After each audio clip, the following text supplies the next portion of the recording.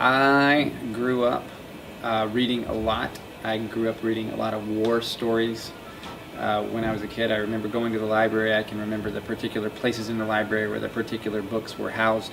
I always enjoyed reading until I got into, I don't know, middle or high school, and I don't know whether I would blame teachers or myself for altered passions. Literature didn't speak to me the way it had before. For whatever reasons, that was the case. My grandmother on my mom's side, she was an English teacher, and she was always kind of an inspiring person to me, always talking about good books, reading with a big, huge lens that amplified the size of that she was reading. I made effort to do some amount of reading to them as they grew up, and thus hoped that they would catch that love of reading. It happened to some extent, in some ways, not in other ways. I think of myself as a coach in regard to my administrative leadership, in addition to how I look at myself as an athletic coach, and sort of when I am or was in the classroom, I saw that coaching capacity as a defining feature of how I engaged students in the classroom. So achieving that goal, moving toward success at that, I don't know that I found myself feeling really successful when I first got into the classroom, but it became sort of a competitive thing for me.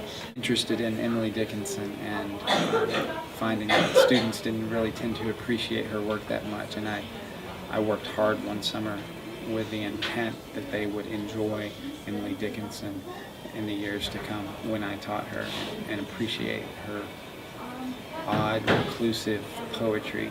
And as I grew up, I didn't really know what exactly I wanted to do with my life. As I went to college, I became more and more inclined toward the notion that I would be a teacher.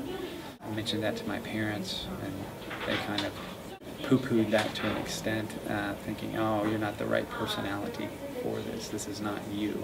You don't like kids that much. There are things I like about students and about my passions, and combining those three together that I've found have just kind of come together. My parents have been totally affirming ever since I started teaching. One of those things where I look at my life and some of the decisions that I made that might have gone this way, continually being pulled back to my own personal story that I firmly believe that God has laid out for me. The piece of that story in a nutshell, having been at the same school for 13 years when I was growing up, again having had some teachers that I thought of as mediocre. My 5th year of teaching that I ended up back there. It was fun to get to go back there and work with this guy, that track coach of mine that had been a leader in my life, and then to lead his son. I wouldn't say it's hard maybe to get used to the classroom environment. It's hard to find who you are in that and who the students are, and how to connect the dots between those two in every individual class, and it's sort of an adventure. I've always kind of seen my coaching and my teaching as one.